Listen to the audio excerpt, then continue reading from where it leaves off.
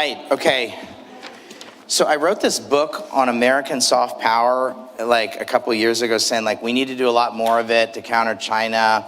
I don't know if it's like I don't know if my timing was super great or what, right? So I'm trying to, if you want, I think you can find it now in the bargain basement thing and the Barnes and Noble, but so my timing was a little bit off. And obviously if you're following the news, there was a discussion about I know it's all rumor, but there's some discussion about closing the Millennium Challenge Corporation today. And so there's certainly a timely panel. But I think it's going to be an interesting conversation. I don't want it to be a completely. I think this is a difficult conversation. I think it's brought up. I had a conversation with a friend of mine who is losing his job. I've been trying to do like at least one of those conversations a day. I'm sure many of you have had those conversations. So I'm setting aside time every day to talk to my friends who've lost jobs. So this is like not a totally academic conversation. There's a lot of fraught emotions. I have a lot of fraught emotions about this.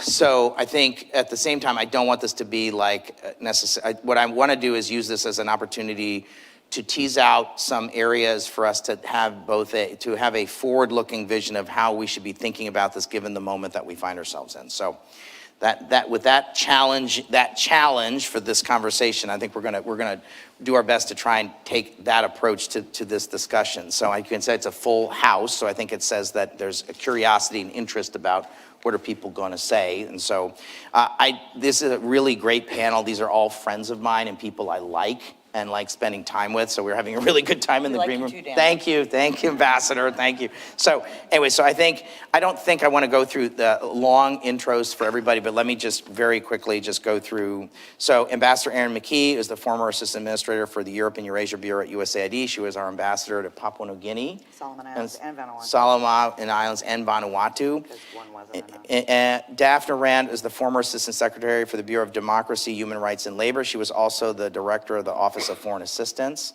We have Jim Resterson, another former Director of the Office of Foreign Assistance, and he's been a longtime advisor and leader associated with Secretary Mike Pompeo, and also a friend.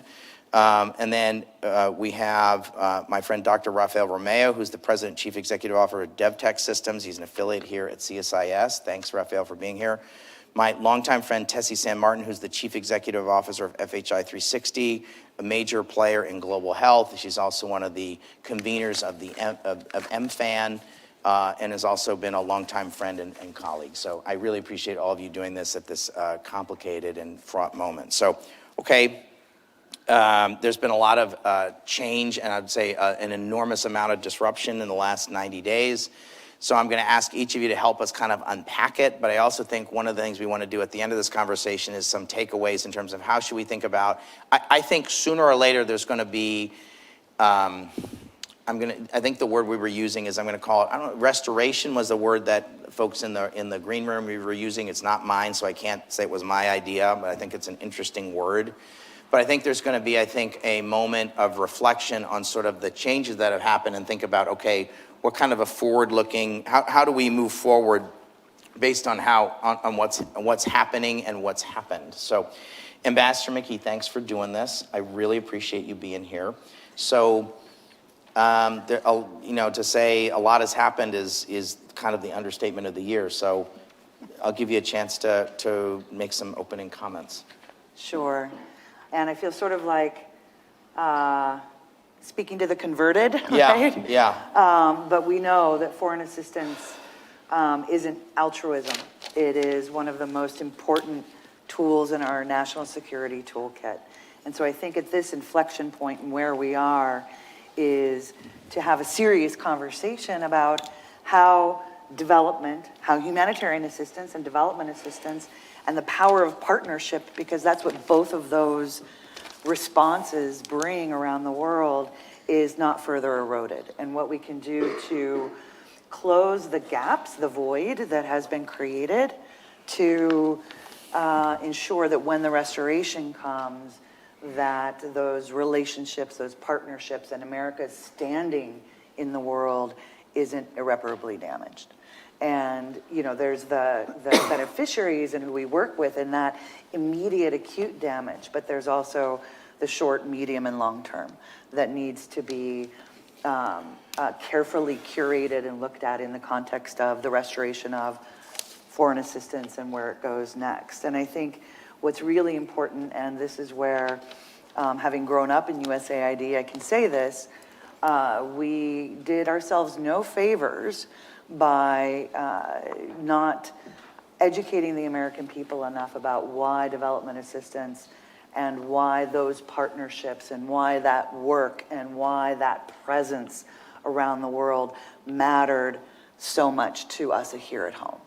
And so I think there's a two-pronged way forward that has to be tackled. One is to preserve and protect the knowledge, the experience, and the expertise that 63 years of USAID's work and all of our partners around the world built. There is also the, to make sure that that knowledge is captured, but we also need to, back to the partnerships and our credibility and our integrity and the work that we do and have done and will continue to do in some form or guise until the restoration happens is not so dismantled or fractured that it's, as I said, is not recoverable. And so that, I think, is a really important starting point. At the same time, we can't lose sight of the story that we need to tell about why it matters. And I think all of us in the room, as I said, preaching to the converted, would probably agree that now it matters more than ever. Thanks. Thank you. Okay. So Daphne, you were on the Hill, you were at F, you were at DRL, which is the fancy term for democracy, human rights, and labor. I was having dinner last night with some senior officials from Spain. I think their transition to democracy was a major turning point in the 20th century. And there was a book called The Democracy Advantage, maybe about 30 years ago, talking about the importance of democracies and its link to development. I'd welcome any comments you have. Sure. Well, first of all, thanks so much for collecting all of us, and thanks to all of you for asking the big question of where we go from here.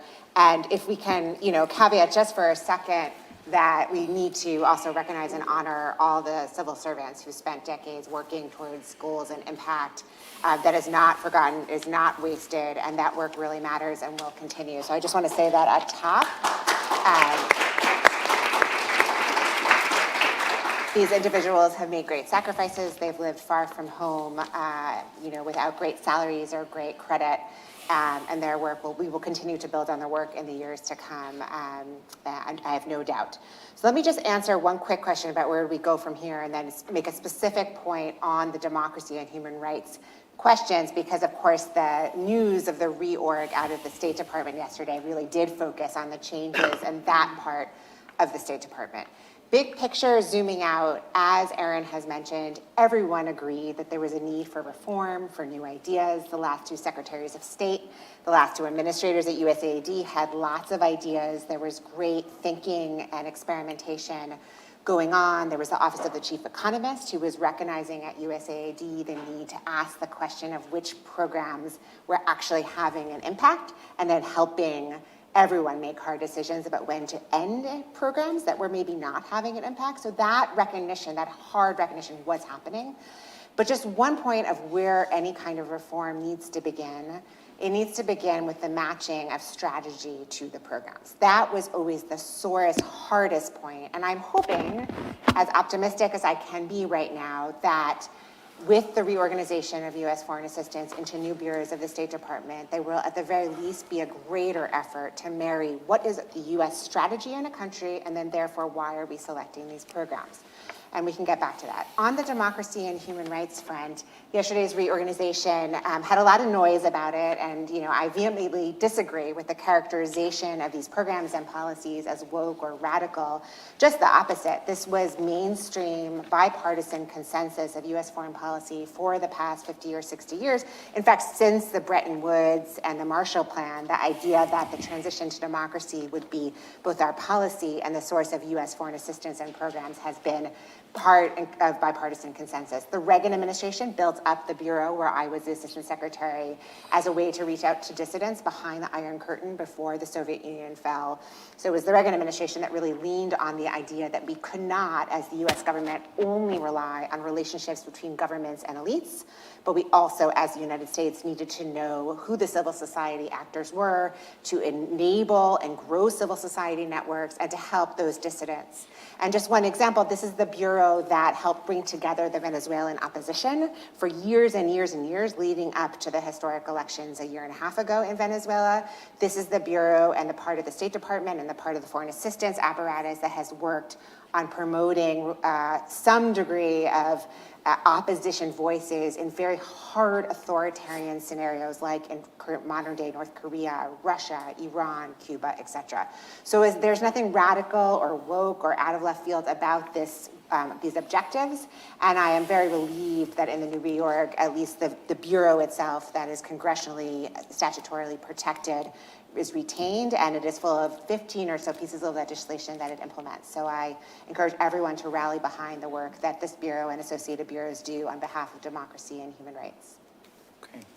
Okay, so Jim, you were at the F Bureau in the first Trump administration when Secretary Pompeo was Secretary Pompeo, and one of the things I wanted to ask you was, thinking about, you did an entire foreign assistance reform. You were at AID leading what's called PPL, which is the policy shop at AID, and then you were at the F Bureau. So you were on the Hill, you were chief of staff, so you have a sensitivity about politics, and you also understand diplomacy and development, and you also understand how the Trump administration is thinking about these issues. So if you were thinking about, you know, they've put forward a series of principles about, is this making America more prosperous? Is this making America more secure? Is this making America stronger? How should we think about the next steps going forward, given your experience and given the principles that they've put forward? Yeah, thanks so much for holding this, Dan. I appreciate that. You know, I don't really object to the premise of prosperous, secure, and healthy America. And in fact, I would argue that our foreign assistance, it's not charity, right? This is not, there's a lot of really great charities out there to do wonderful work.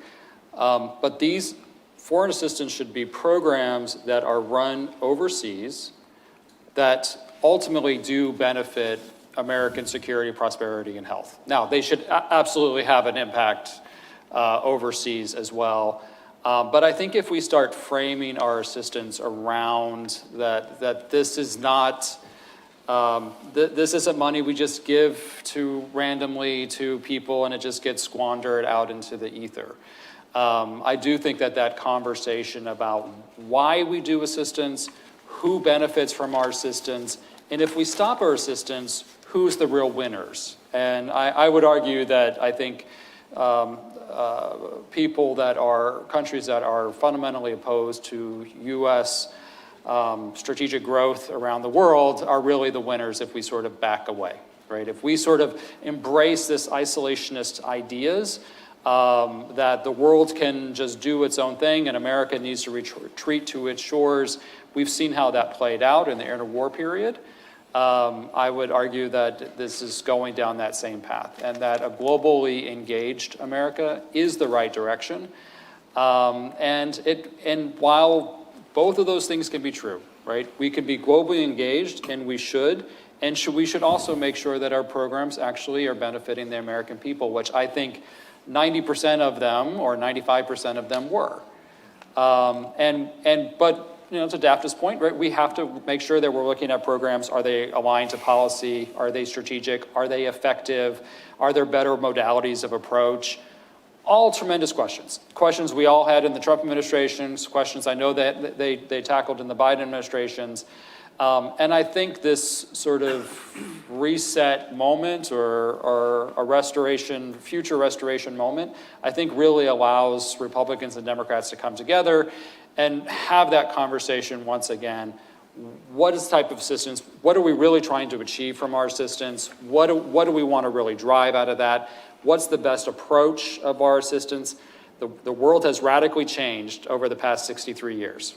Technology, innovation, transportation systems, the world, the players are different, the systems are different, the challenges are different. I think it is right for us to have that conversation about what comes next, what do we really need to do next. Jim, one of the things we were talking about in the green room is that I think there's an appetite on the Hill among Republicans, certainly, to think about laying out how do we move forward. I was talking to a senior person on the Hill recently, and they were talking about our office is all on board with on the Republican side on humanitarian issues and on countering China as kind of two buckets. There's probably others, but those were like the two buckets that they thought were were ones that they could get behind. I'll put it that way.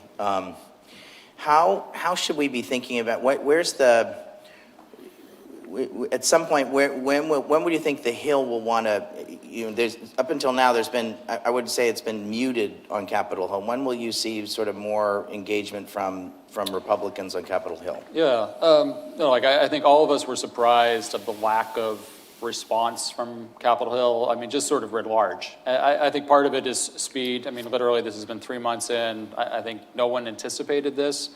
And so I think there will be, I hope that there will be opportunities for the Hill to engage. I think a State Department reauthorization is actually a very good idea. I think we need to have those conversations about what that looks like, and we need to give a process to do that piece. And I think obviously the appropriations process is historically the way that you would do it.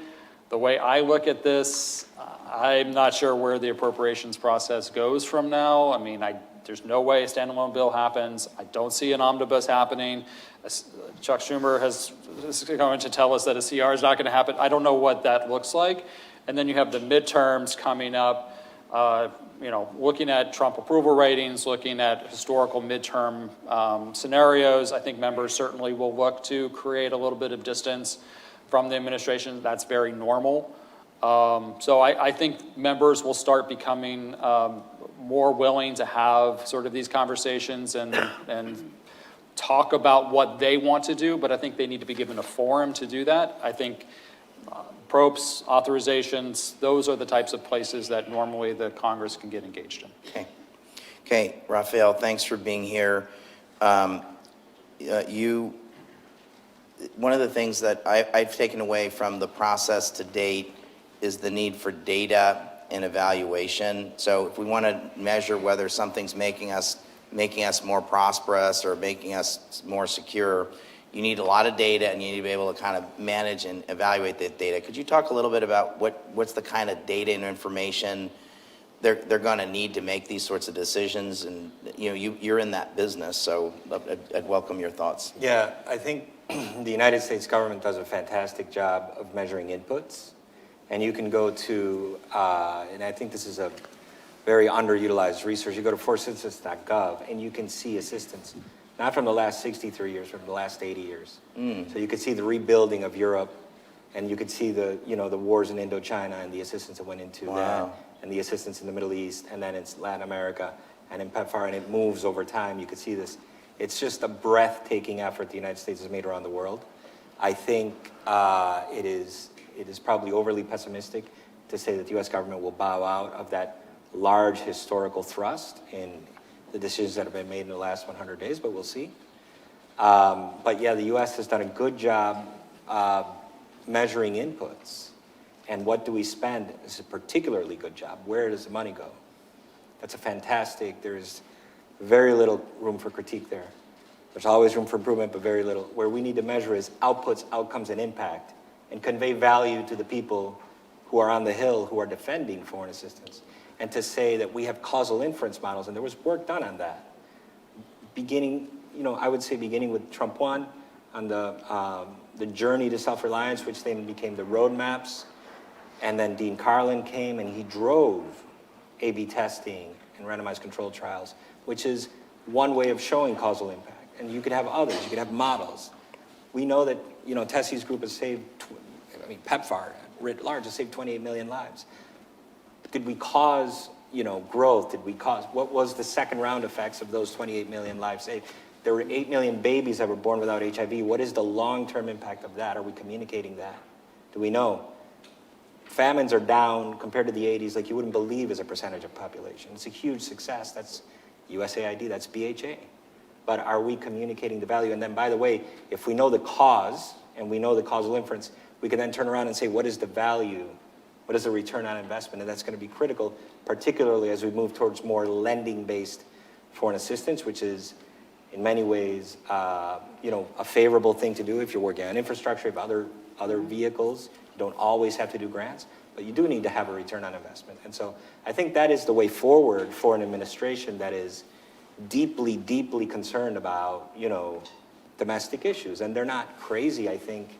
If you have 100,000 Americans dying from opioid epidemics and so on, you do need to communicate to your public why you're doing.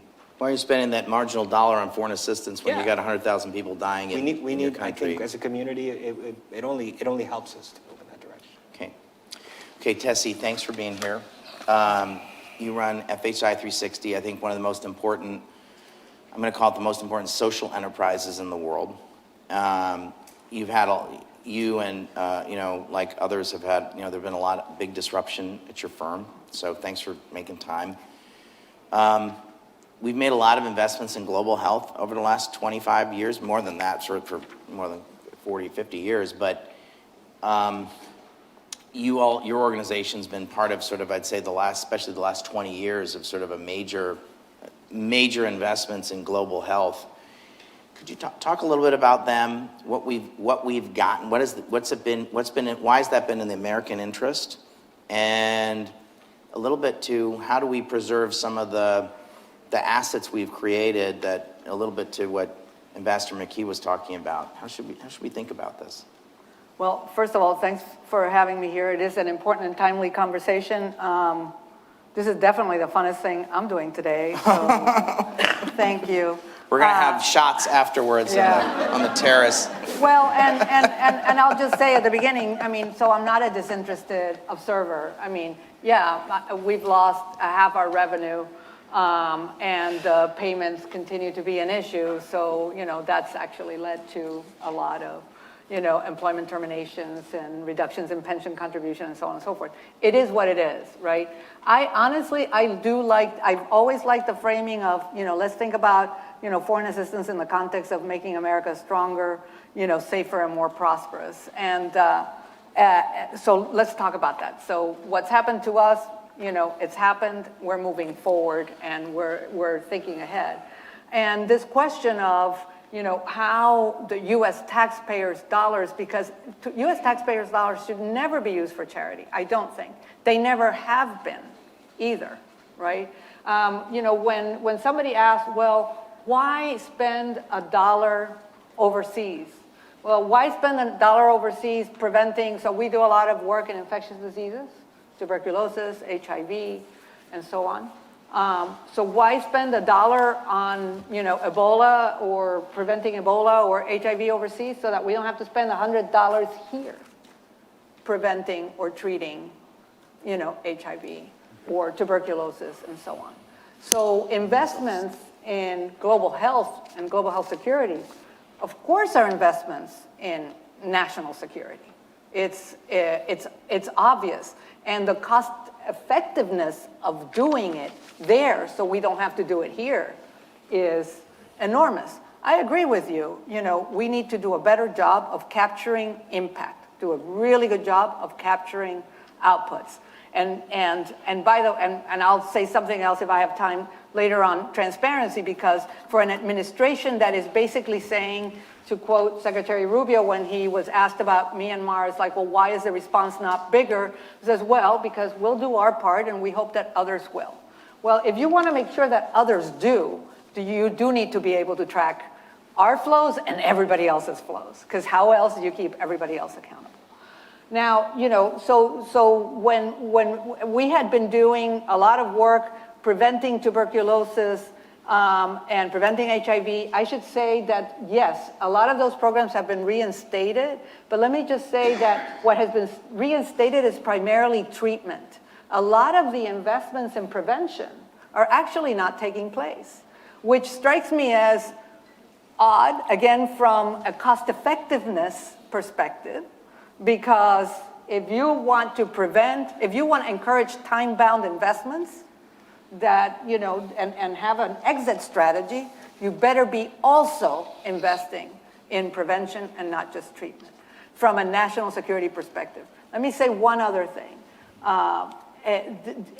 Investments in global health, for sure, have been investments in our prosperity. I was talking in the green room about, you know, so our organization is headquartered in North Carolina. North Carolina, the Research Triangle area where we are, is part of a formidable cluster of world-class, leading-edge biomedical, pharmaceutical industry. That did not happen by accident. It is in part the result of 40 years of continuous investment in global health, so that we are world-class today in these areas because of those investments. FHI 360 itself is the result of, you know, something that was incubated in academic institutions through research and is now a standalone entity. So, you know, it is the prosperity and the security of this country that's at risk. And the last thing I'll say, and then I'll shut up, is, and I think that China is increasingly understanding this. So when we're talking about also, like, you know, competition with China, sure, you know, China is now getting into global health beyond investments in clinics or, you know, the usual infrastructure, right? They had the health Silk Road, and that was primarily hospitals and clinics. Today is more on infectious disease work and so on. I think China is today understanding what we seem to have forgotten, that there is a direct link between a world-class pharma industry, a world-class biomedical industry, and work that you're doing overseas in global health. And so we ignore it at our peril. And I think we, you know, let's have a conversation about how we get back to it, how we, you know, it isn't just, well, the US government needs to invest. There's a role for the private sector. We need to be talking about other instruments, not just grants and so on. But it's, but let's also acknowledge the importance of the work that's been done in this area and how much it has meant to the security and the prosperity of this country.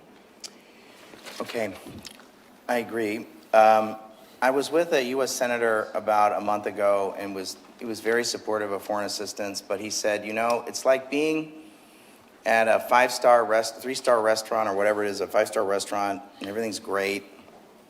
But then I learn about some things that I find objectionable, and it's like lifting up a plate and finding a cockroach. And then I can only focus on the cockroach. So how do I respond to folks, whether it's folks, and so there are a lot of Republicans who are feeling this way. And so I think there were some, so I wrote a book on foreign assistance. I paid my mortgage on, I believe in international development. But there were some, I think nobody would have said on January 20th that the system that we had on the 20th of January was perfect. Right. And I worry that, you know, there were some things that were, I'm going to describe them as either objectionable or things that were that people could criticize, and people have used that. And so I think, you know, I've said, I haven't said this here, that perhaps maybe, you know, I'm not going to say I'm not sure having an exercise in self-criticism is necessarily useful or not, but how do I respond to people who have these concerns, like whether it's my mom or whether it's who's, you know, has always been a little bit skeptical of foreign assistance, or this U.S. Senator who's pretty pro-foreign aid and open to it, but says, you know, I got to go back to my swing state and defend some of the stuff that they found objectionable. I think President Trump spent 3 minutes talking about a variety of things that he described as were criticisms, and we can quibble and say, well, that one wasn't really true, and that really wasn't USAID, it was the Fulbright people, and right, and I think you guys know, I think you've all heard this. So how do I, let me put, Tessie, let me put you on the spot. You're at the MFAN network, but I want each of you to answer this, and maybe Jim, I hope you can jump in too, and all of you, but there were some weaknesses and shortcomings. One response I heard from a Democratic senator to this Republican senator, well, so that's just a few $1 million for this or that. Well, you know, it's hard, you know, that's a problem. So could you, what do I say to the U.S. senator that says, I'm pro foreign assistance, but I lifted up the plate and I found a cockroach? What's my answer to that? Well, I hope that the answer to the cockroach under the plate is not, let's just burn the whole restaurant down. Right? Then, you know, there's no cockroach, there's also no restaurant. And so that's kind, you know, that shouldn't be, right? You know, every administration has a right to stop things that it considers to be not aligned with their vision and their strategy, not in the interest of the U.S. Government, not in the interest of U.S. taxpayers. And it really doesn't matter if it's $1 million or $1, right? You know, we take our job very seriously. $1 of U.S. government that's not going to the right place is $1 too many. That's what is ingrained in every implementing partner by the Aarons and Daphnes and the Jims of this world, right? And so we take that very seriously. So we can, of course, then let's stop it, let's dismantle it, but not at the cost of destroying everything else.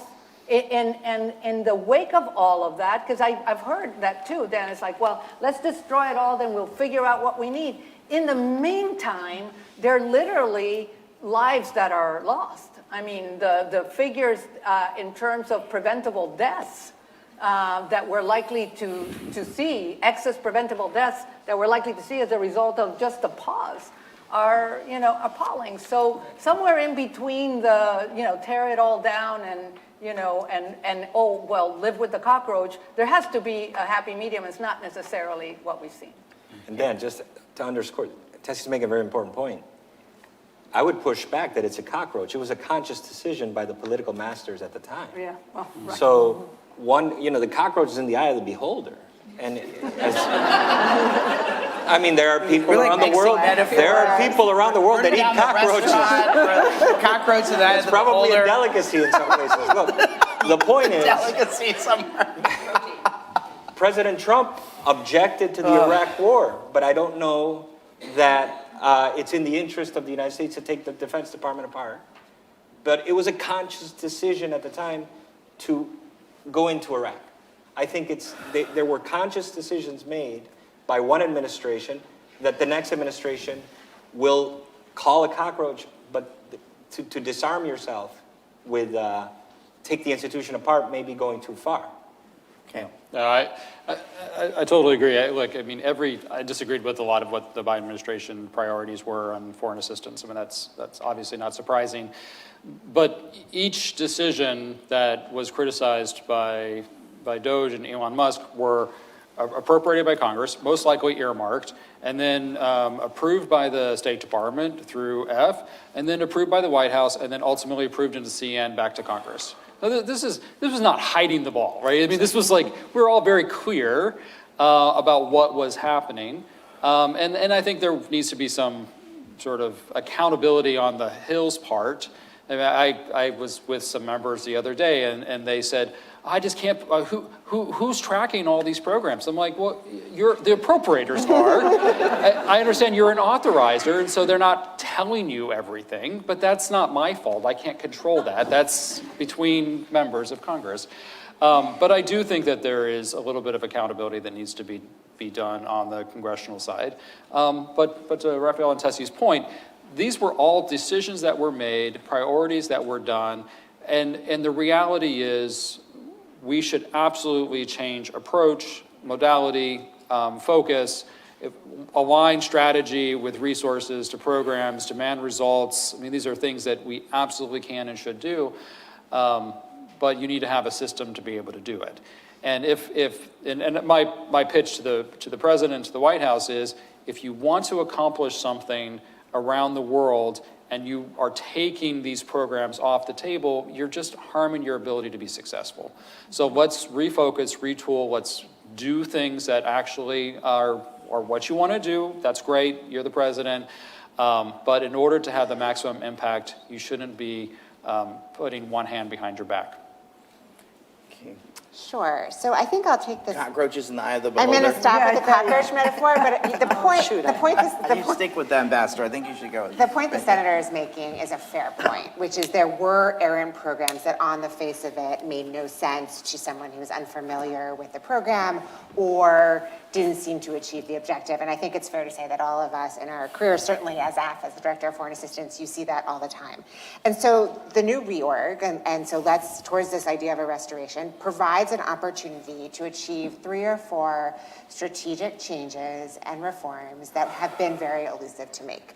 And one of them is to answer this question of who gets to end programs. It's very hard, even as a senior official, to stop doing things in the US government, in part because of the earmarks, in part because we don't have zero-based budgeting. So the appropriations for state and USAID is really based on last year, right? So it's very, very hard to stop. And so my hope, in the best possible scenario, is that this can streamline the question of yes or no. Does that program after 5 years, does that program after 3 years really yield the results that we had hoped based on the design? And if not, a thoughtful decision and the right decision maker will say, we're going to end it and try something else. So that's number one, ending programs that don't actually work for what the goal is.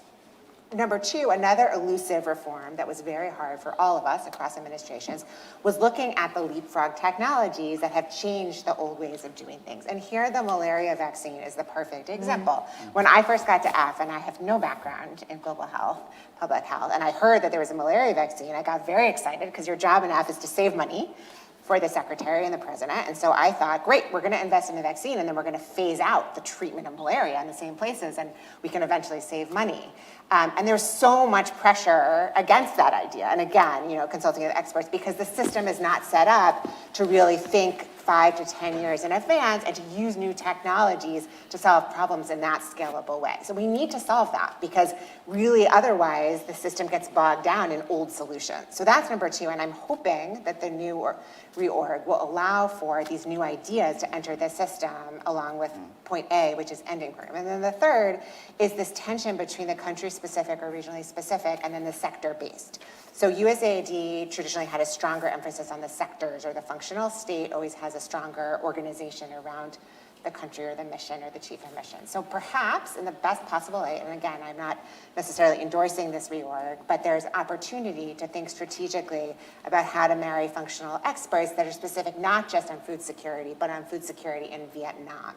And to look at that expertise as a way to plan strategy, or to look at global health not as a global function, but really on specific diseases in particular socioeconomic contexts. And that type of expertise will make us much more focused, efficient, and effective. Okay. Cockroaches. No, well, Restaurants. I was going to say the cockroach is tattooed with GAO, OIG, everyone else. So I'm not sure how he ever escaped. One of the things that surfaced about transparency and looking at the data and what we heard is, about hiding things under a plate. That wasn't the case. Our budget, I believe, was 97% earmarked, funded under directives. Discretionary funding was very elusive, and it was no zero-based budgeting. And so it was hard to, yes, pivot or shine a light on doing the right thing. Strategic priorities, responding to the moment, all of that, critical. And those conversations did and do take place. What we're losing with, I think, the burning of the restaurant is the fact that ground truthing those goals, those efforts, that alignment, and those directives in the local context. And making sure, back to your point, Daphna, that that's appropriate for that context and that's where we can have the greatest impact. And by losing our local partnerships, our local networks, and our local staff, America is ceding, wherever the space comes, whether it's research, infrastructure, et cetera, we are losing one of the most incredibly powerful legs up that we've had. And it goes back to your point, Jim, about engagement. Presence matters. Following through on your commitments matter. And getting the best impact that you can from that local context. It's going to be extraordinarily difficult, if not slow and difficult, and probably not achievable if it is in the restoration or whatever happens with the reorg, managed entirely out of Washington. Okay, so let me ask a different question to this group, which is, I'm going to say there's 30 countries that have foreign aid programs, and I'm going to say 27 of the 30 have, let me call a lot of this function that sits in their foreign ministry. So having more of this within the State Department isn't on its face crazy. We did a paper on how to try and maximize the chances for success on merging AID into state. That's sort of the shorthand for sort of putting a lot of these functions in our foreign ministry. It got something like 8,000 downloads, which is like a bestseller in our world in like 2 weeks. And so go and out, as soon as you're done, go out and download that paper. But could I ask each of you to just talk about this from your perspective? And I think, Ambassador McKee, you're particularly well suited to speak to this. You were an ambassador. You had a fabulous career at AID. You were in the private sector. So how, if you were sitting at the State Department, there are a series of challenges. There's a bunch of technical issues around things like the rent that AID paid to embassies. There's things like the kind of people that you need. So let me start with you, but I'd like each of you to think about, okay, given that this is sort of in lot, now I wrote a book that said we had to strengthen AID. We did a report in 2017 saying we had to strengthen AID. So my cards on the table is I wanted to have a strong standalone agency, but that's not what the decision was. And so, and there's an argument for the decision, you know, in theory, the decision was made. So I'd like to hear from each of you about, okay, how do we maximize the chances of success given the situation that we find ourselves in, or what are some of the issues that we need to think about to kind of maximize success? I'll start with you, Ambassador McKee. So I grew up, when I was recruited to the Foreign Service, to USAID, it was at the advent of the collapse of the Soviet Union. And we had then what was the state, newly independent states, SNIS, coordinator's office. And so my entry into USAID and the development world was hand in glove with very strong oversight by the Department of State. So that was how I was exposed. I knew no other way. Fast forward with the advent in 2004, advent of F, and so many of my colleagues who hadn't experienced that extraordinarily tight alignment and oversight freaked out, right? Yeah. Wait a minute, how can, they tell us what to do? And a lot of us who had been part of the, SNIS, the predecessor to what is now, URACE, we're like, no, it's okay. You just have to talk to them, make sure your work is aligned, your goals are aligned, and that you're absolutely transparent. It boils down to the power of partnership. I have never been vehemently opposed to state and aid having a closer relationship, particularly after F was created, because it makes us operate in the field, again, where it matters the most and where the impact takes place, easier. I can't tell you how much effort, time, and needless energy is wasted by trying to convince chiefs of mission, ambassadors, assistant secretaries, doesn't matter, who hadn't had the opportunity to work alongside USAID, who had worked in parts of the world where they hadn't been exposed to the power of that soft power tool and what it could do to advance our national security agenda and really demonstrate in the moment on the ground what the reality behind the rhetoric was, what the proof of concept was when we talk about values, goodness, democracy, partnership, prosperity. And so I don't think it's necessarily a horrible thing. I think independence is important. It's what our country was founded on. But what has been unfortunate is, again, burning the restaurant down without maybe just washing the dishes and building a new cupboard. I don't know. I can't do it. Right. That doesn't have any cockroaches in it. No. What's really important to recognize is the relative strengths and competencies of State Department officers, foreign or civil service, and USAID officers, foreign or civil service, because while we are all part of representing our great nation, that those skill sets are different. and slightly different. And the modus operandi and the time overseas and sort of how you were brought up and trained in those institutional cultures. And so I fear that this smash merger is going to yield even more hiccups, angst, misunderstanding, missteps, and frankly, waste. Daphne? Yes, I agree completely. I worry the details of the reorg matter less in my mind than the devil in the details, how this is managed. And other parts of what's happening at state really worry me. The cutting of the actual force is going to go at odds with the needs that Ambassador McKee is describing, right? So if you take what was formerly ESF or Economic Development Funds, and you put it in the regional bureaus, you don't have senior folks in the regional bureaus at state who have experience managing money directly. So there's an actual program management oversight role that is just missing in that building. So you're going to need to hire the best and the brightest to do that work and then train them. And that's going to be a long time investment. So that's a requirement. It's going to be required by Congress tomorrow to move those funds because you can't do that kind of work without it. So that's just on the brass tacks. And then what USAID has to offer on the technical expertise, but also the country expertise, cannot be rebuilt overnight. And the State Department relies on it. The State Department relied on it when they were separate agencies all the time, and we all saw that in our work, especially when we worked overseas. But there's just no replacement for folks who know the sectors, know the locations, have the networks in the country. So the State Department already was challenged by the need to get out of Capitol, get out of embassy, get beyond the big border gates and compounds that have been built up since 9/11, frankly.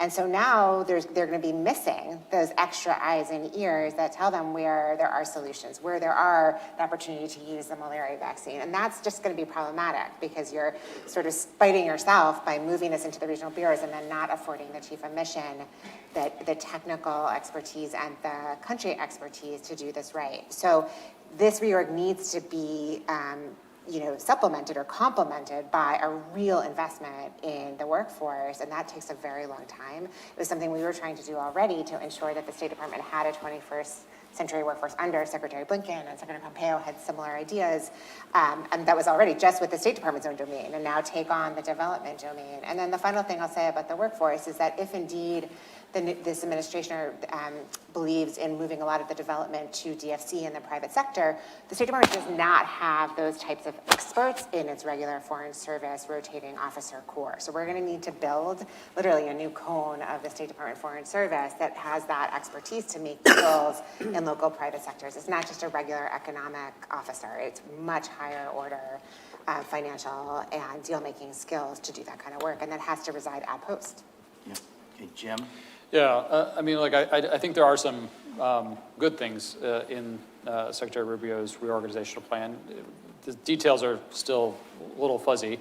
I do think alignment of BHA and PRM is really good. I think looking at the human rather they're being internally displaced or a refugee is often a political line, not a need-based line. So I think that is good. I think something that I've certainly supported over the course of a decade.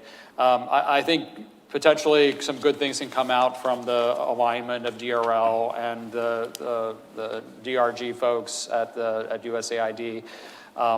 We'll see what the modality of approach is. We'll see how that works, but I think that's good.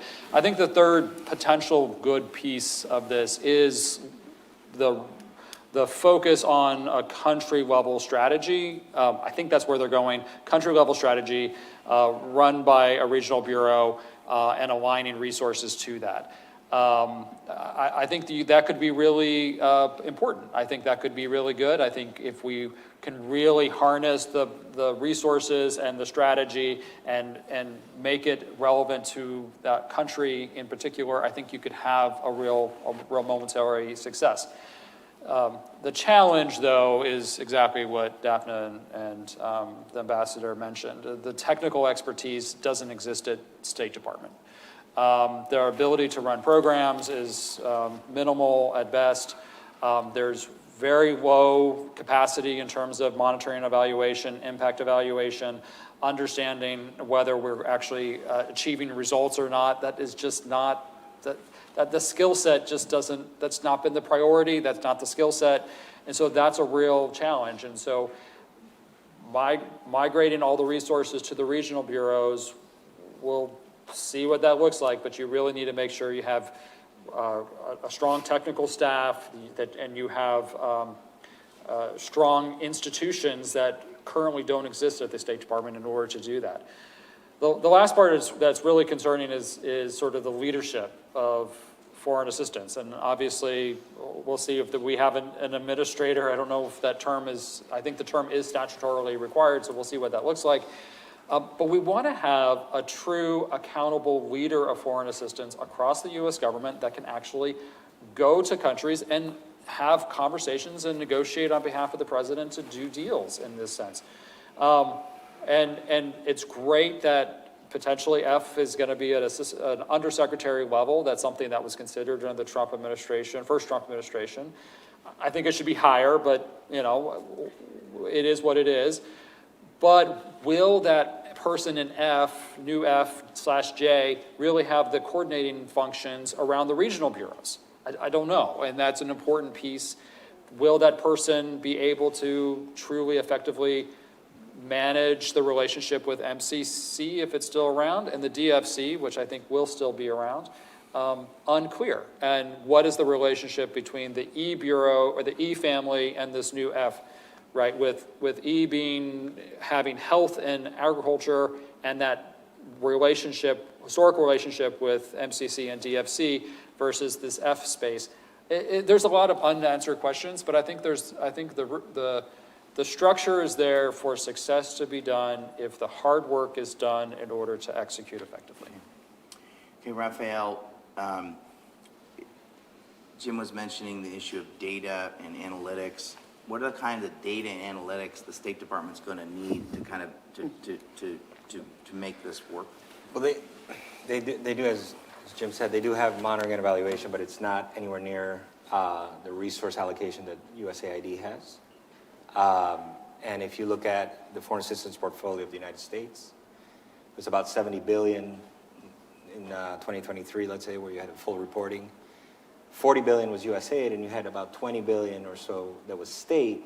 But a lot of what state implements is just large grants to international organizations, particularly around issues like refugees, wars, you name it. So, look, from my perspective, they need to build from the ground up the contracting staff, the ability to either do this stuff on the ground, replicate in some way.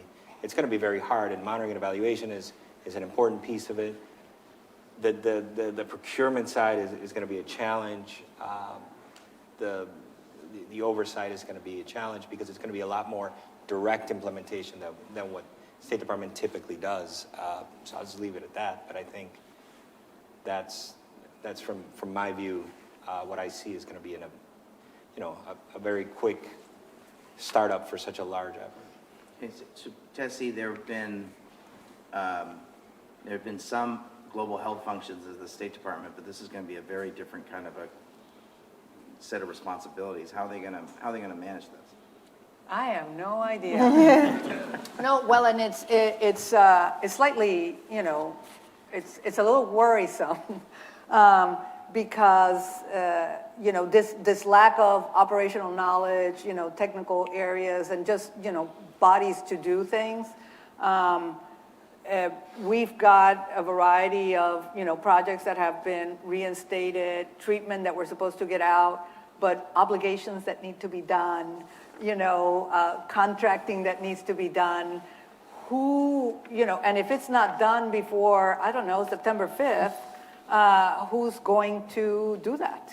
And just actually, and you all understand the system better, I really do not pretend to do, so is, money that's with AID has to now go into the State Department, and missions are in the process of, shifting money around, to programs. I mean, from our perspective, it's a real unknown.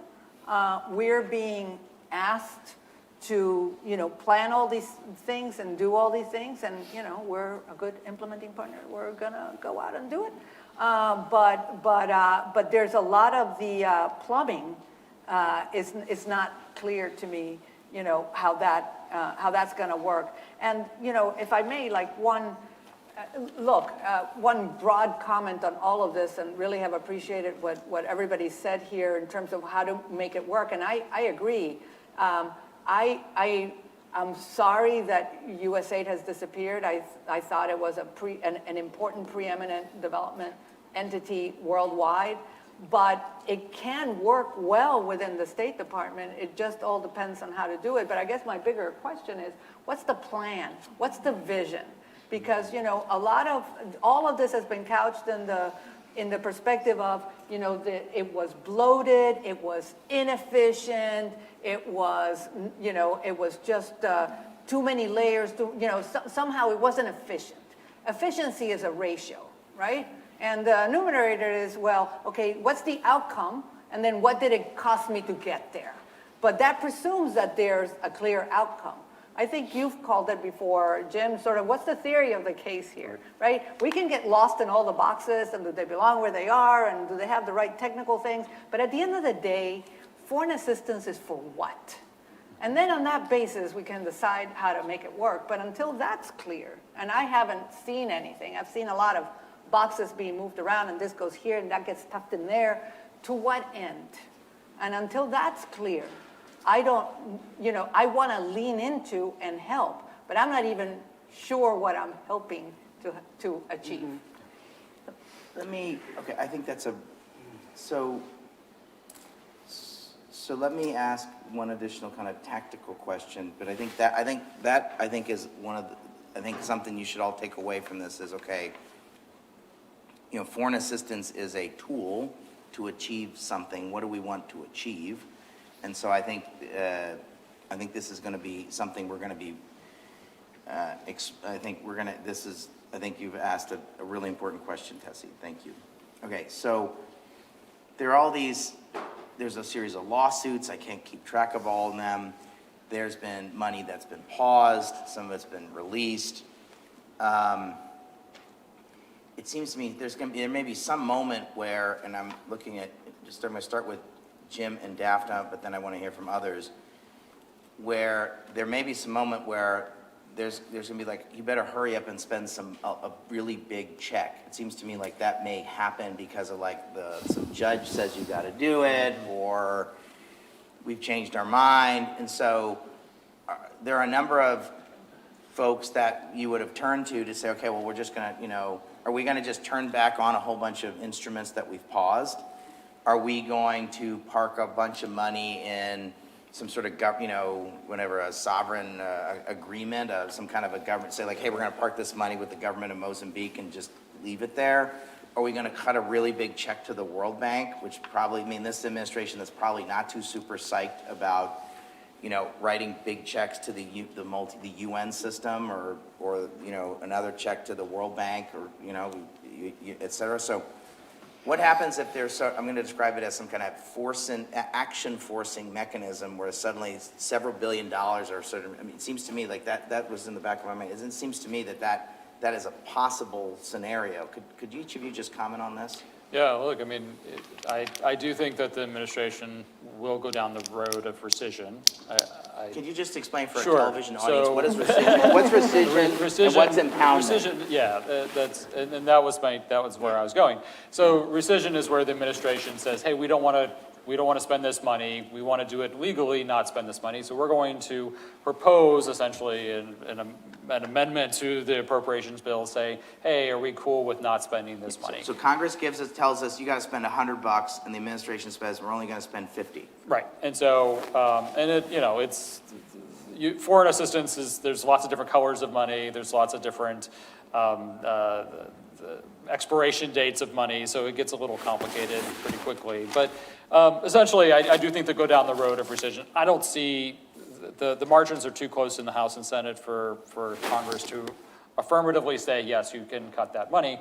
And then they'll go down the road of impoundment, which is just, we don't really care what the bill says. We're just going to say, we're not going to spend the money. It's going to go to the Treasury. So we said, you gave us $100, thanks, we're pocketing 50. Right. So we're sending you a postcard telling you we're just pocketing 50, or no postcard. That's right. And the courts, the president has clearly stated that he believes impoundment is legal. So for 50 years, there was a law passed in the mid-70s. Mid-70s, yep, the Impoundment saying Act. you can't pocket the $50. So they've been looking for a case to kind of find the right case and find to use. And there's been some sense that foreign assistance has been used as the guinea pig for sort of prosecuting this I'm going to describe it as a legal theory and the relation between the executive branch and the Congress. Is that fair? That's right.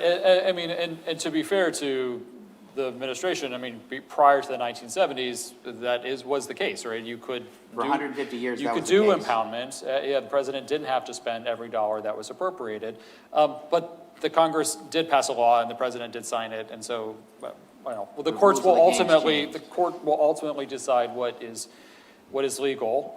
But so we'll see what that looks like. We'll see what the impoundment conversation. If under some circumstance the administration is forced to spend a bunch of money, your options are very limited. Yeah, you can go for a DOAG, with a sovereign agreement with a foreign country. Say I'm going to park the money, can and park the we're going to say, money. hey, Mozambique, I've got $1 billion. Can you just hold on? We're going to work it out later what we do with it. Right. So I don't see that scenario going very far. I don't see the scenario with handing off money to the UN system. That seems very I'm sure it's an unappealing option. incongruent option. But Could they call up FHI 360 and say, hey, you'll forgive me for saying, we were just kidding. We'll pick up the Can phone. we get the band back together? You're available? You'll take that phone call? We're here for you. We're here for you. Are you available for that phone call? Okay. So Daphne, could I ask you, so let's say there's some action forcing mechanism. How are they going to move money on some kind of, on a 30-day basis at the end of the fiscal year? Or there's some legal, say they attempt this legal theory. Maybe they win, maybe they don't. Let's say they lose and they got to spend a whole bunch of money. Where are they going to move that money and how? I don't think that's going to happen. So, Okay. I mean, I could answer it hypothetically. I think more likely they're going to prepare a very, very big rescission package, unlike anything that's ever been returned back to Congress. So usually... So Congress says, I want you to spend $100, Right. and the executive branch says, no, we're only spending 20. Exactly. And a lot of this money will come from Biden administration priorities, right? Because that was the money that was appropriated a year ago or 2 years ago. Climate change. Or Ukraine, or Yeah, a lot of Ukraine. Ukraine. So it's not necessarily climate change. There wasn't actually a lot of money on that.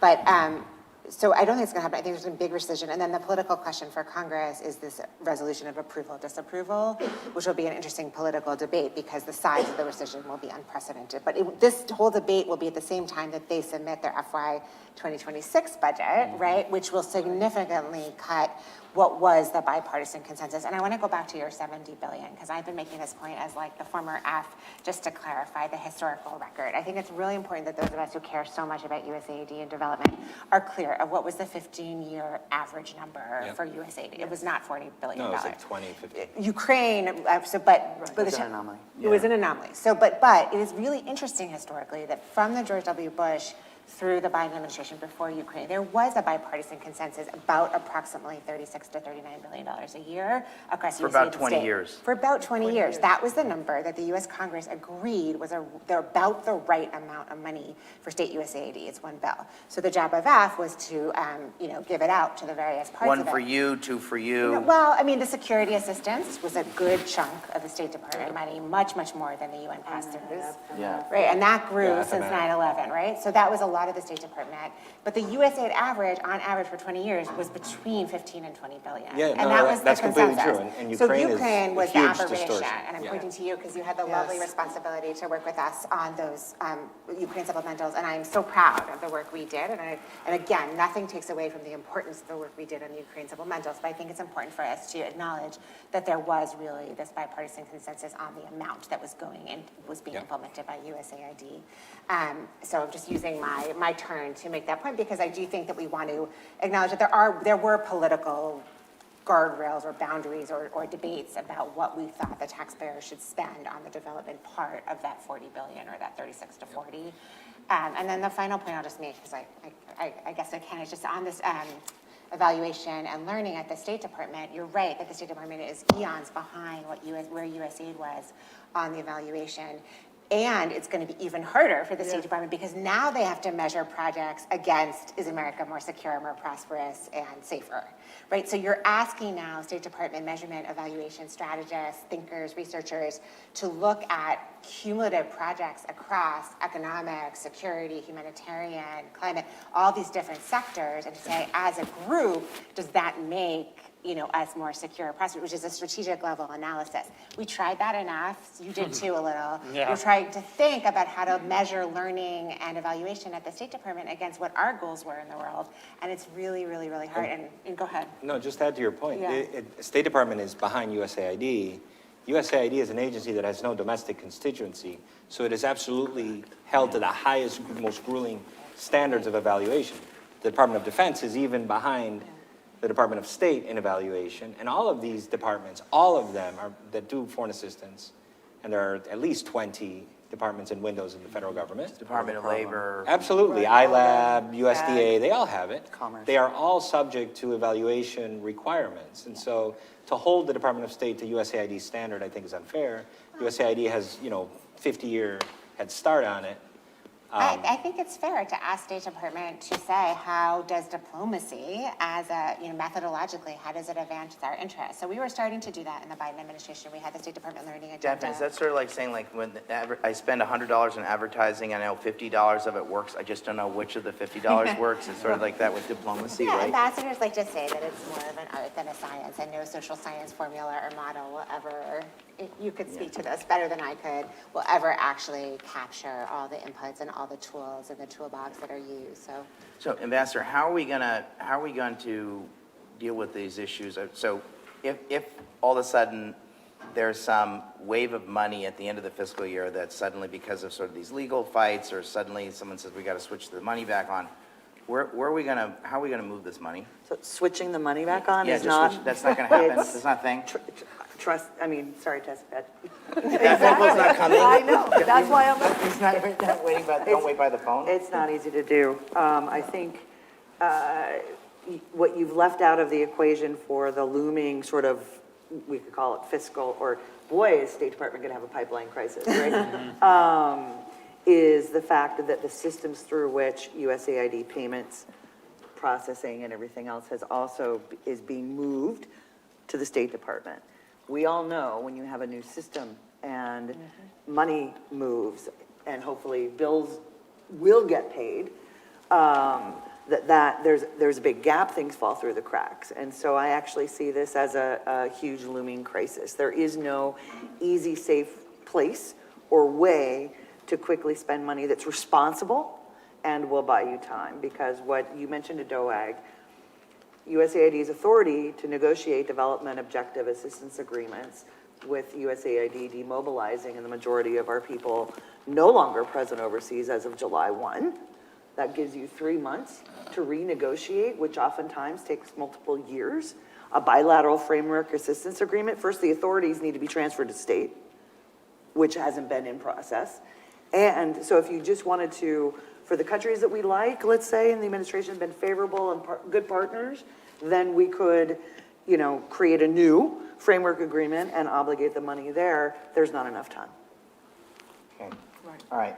I do want to take some Q&A. I think we I'm have just saying. microphones. So you have to identify yourself, name, and in the form of a short question. If people want to, who wants to take a step. Otherwise, I've got plenty more questions for these folks if no one wants to. This is just, I know this is it's a very shy bunch. Okay, this gentleman here. Okay. Here's the microphone. And then this woman here. Let me start with this woman here. Thank you. This woman is Kristen. No, not at all. It's just a joke. And I work for a Danish organization, actually, Danish Church Aid. And we have some awards that were actually reinstated. These are BHA awards. And this is a very, very specific question, but my assumption is that the existing awards, legacy awards, if we can call them that, will be zeroed out. And then we're looking at, restarting, rebidding. Any thoughts on what that might look like? Okay, and then let me get this gentleman's over here. Sorry, excuse me. Please, go ahead, Ms. Lady. Hi. First of all, thank you all for coming and speak to this panel. I'm a student at Syracuse University. I'm about to graduate in about 2 weeks in the spring. And thank you. I'm really interested in pursuing a lot of the work that you all do, but I'm met with a decent bit of uncertainty going into graduation with the current administration. So I was curious. Understatement of the year. So like asking like a super polite question, right? So thank you for asking this question. Yes. Yes. I'm just kind of curious, what advice would you all have to younger individuals like me who are interested in getting involved in this work pretty heavily after graduating and steps to move forward? Okay, Ambassador. So congratulations, and please don't, first of all, let's all remember public service is not a crime. Okay? And serving your country, whether within the executive or legislative branch, or judicial, or through an organization that has the same values and goal. Again, the dust will settle, and the recognition of the importance of development and certainly diplomacy will not completely disappear. It may, if your desire was to join the Foreign Service or work inside government, that may be a little bit harder in the near term because of the hiring freeze and because of all of the reorganizations and things, particularly in the foreign affairs community, that are taking place. But don't give up, because that's the other fear, the loss of what we're seeing in terms of our partnerships and our talent with the dismantling of USAID and reductions in force at State Department as well. We know that that was part of the reorg plan.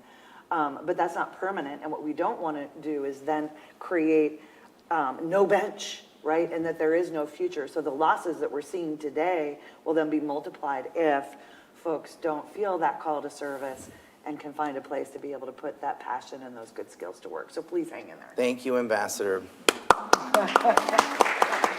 Can I add one thing? I mean, Yeah, I want to do that. and the other question, I mean, what were you asking, that whether if you have an existing agreement, it's going to be zeroed out? Future of all of it. So I assume that everything is going to be zeroed out? No. So what they'll do is they'll transfer extant awards that are still active and fit within the current administration's policy priorities will be transferred over to state and administered by state.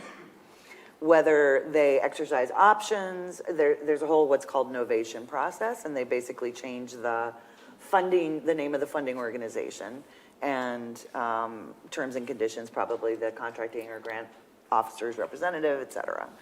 That's mechanics behind the scenes. They aren't going to, for those that are active, and if yours has been reactivated, then it's active, the question will be endurance, whether at some point they will recompete, et cetera. But at least for those that they've identified as priorities, they will be transferred over. That is my understanding, at least as of right now, of the intent. Okay, And, Tessa, and to complement that, and then answer the other question, I mean, a lot of what has been reinstated is about life-saving work, right? So not having that interrupted is seen as an important priority. Yeah. So I, one way or another, now to Aaron's point, wow, what are the mechanics for doing that, and how complicated is that going to be? And the whole DOAG process just blows my mind, because because a lot of people's job that could be helping to do all of that terminates July 1st. And then there are a few left over September 5th, but that's like around the corner, so I'm not quite sure. I mean, we're kind of all waiting to see what happens. And so that leads me to the other point. But I would agree. I mean, it's not a great time. It's like the son of a good friend of mine. I remember in 2008, he was very excited because he had just gotten a job in Lehman Brothers. And it's kind of a little bit like that, right? It's just that instead of Lehman Brothers, it's the sector. And in general, but I think the bigger point, and Aaron was very eloquent on this, the need is still there. We've decided that we want to dismantle whatever is in place, but you can't dismantle the need. And so that's still there, is going to proceed. There'll be more that will be taken up through the private sector. There'll be more that will be taken up through other types of funding means. But the need is still there. That's not going away. There could be opportunities in the very countries themselves with the governments who are picking up, some of the things that perhaps too much foreign assistance was crowding out. Who knows, right? But the need is still there. Jim? I would just, on the humanitarian assistance piece, the way I understand it is that the BHA programs are migrating to PRM, and PRM will then have to figure out a way to actually manage those programs, which they do not really do.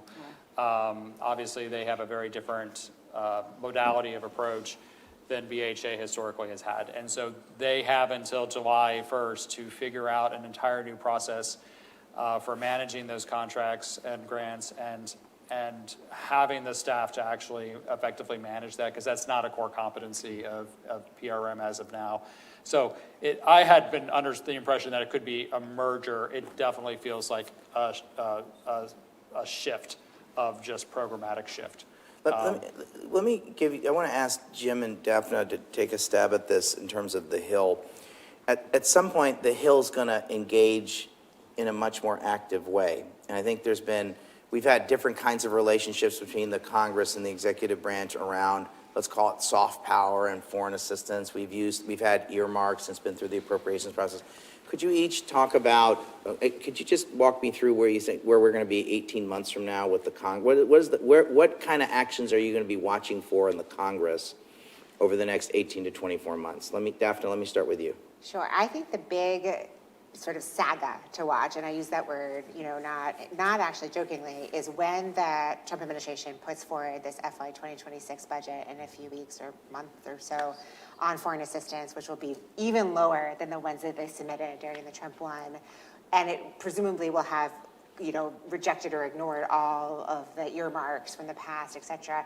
What the jostling behind the scenes will be between Republican appropriators, Republican staff, Republican members who really care about certain countries or sectors to try to advocate to putting their countries or their sectors or their issues back into the appropriations bill.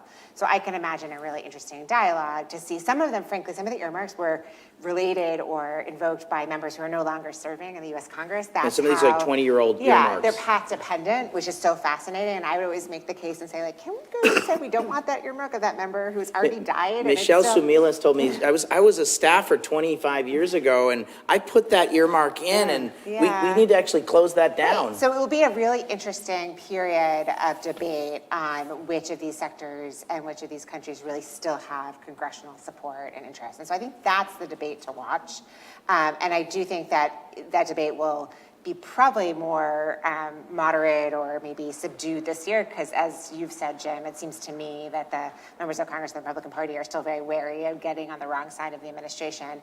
But that debate will go on through the fall and into next year in the midterm. So it'll be interesting to see how that debate, if there are voices from Congress who are stronger and stronger in the next 18 months on behalf of various part of our traditional budget. Jim? Yeah, I mean, I agree. I think the 26 proposal, the response to that will be critical. I think members will be looking for distinguishing features between them and the administration, and this is just historically true going into the midterm, so we'll see what that looks like. I think also if a State Department authorization bill is in the cards, it sounds like the House definitely wants to do it. We'll see if the Senate wants to do it. I think that will be a big thing. I know that there are lots of bills about the USAID State Department reorganization as well. A lot of these issues are statutory, and so the Congress does need to weigh in. And given the margins, I think it's going to come out much more moderated than, or moderating than what the Trump administration has put forward. All right, we've got to wrap it here. Please join me in thanking the panel.